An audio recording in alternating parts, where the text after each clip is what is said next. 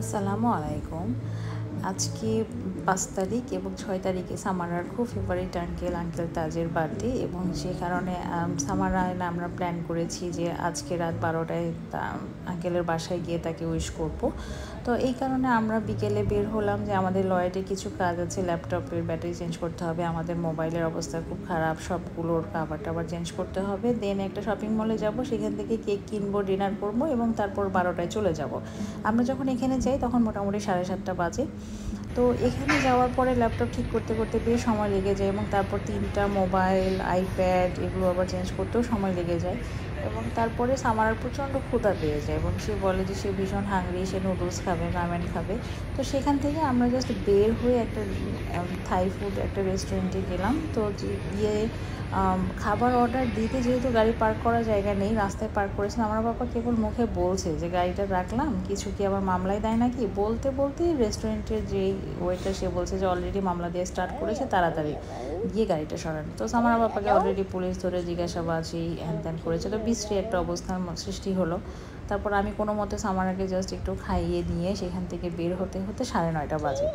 And আমাদের মানে তখন কেক কোথায় পাবো, অনলাইনে জাস্ট আমি সার্চ করছি গুগলে, এবং একটা রেস্টুরেন্ট একটা শপ পেলাম। আর 12টা পর্যন্ত সেখানে দৌড় দিলাম। আসলে এটা বকিবিন্দাং এরিয়াতে অত বেশি আমার ফ্যামিলি না কোথায় গিয়ে আছে, তারপরও গুগলে সার্চ দিয়ে পেলাম।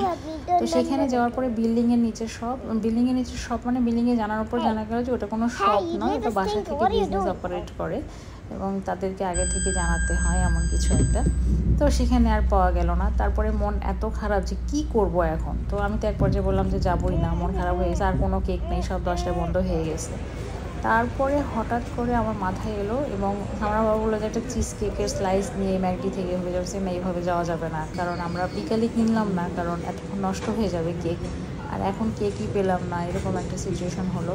হঠাৎ করে মাথায় এলো যে লুলু খোলা থাকে 11টা পর্যন্ত, লুলুতে গিয়ে অ্যাটলিস্ট একটা কেক তো নিয়ে যেতে পারবো, কারণ আমার বাচ্চাটা এত এক্সাইটেড সে যাবে। পরে দৌড়ে সেখানে 10:30 বেজে গেছে যখন আমরা লুলুতে ঢুকি, অ্যান্ড সেখানে কেক পেলাম, কেক নিলাম। আমারও তো টয়েস নিল, আমিও কিছু জিনিস নিলাম, এবং মানে খুব ভালো লাগছিল যে পেলাম। এবং তারপরে আমরা প্রচণ্ড ক্ষুধার, তখন আমি তো খাই নাই, আমারও ভীষণ ক্ষুধা পেয়েছে। তারপর আমরা খানজিতে এলাম, খানজিতে খেলাম, ডিনারটা সারলাম। ডিনার সেরে তারপর এখন আমরা যাব খানজিতে। খাওয়া শেষ হতে হতে তখন বাজে 12টা, এবং 12টার সময় আমরা রওনা দিই আঙ্কেল তাজের বাসায়, যেটা নেক্সট ভিডিওতে আমরা দেখাবো।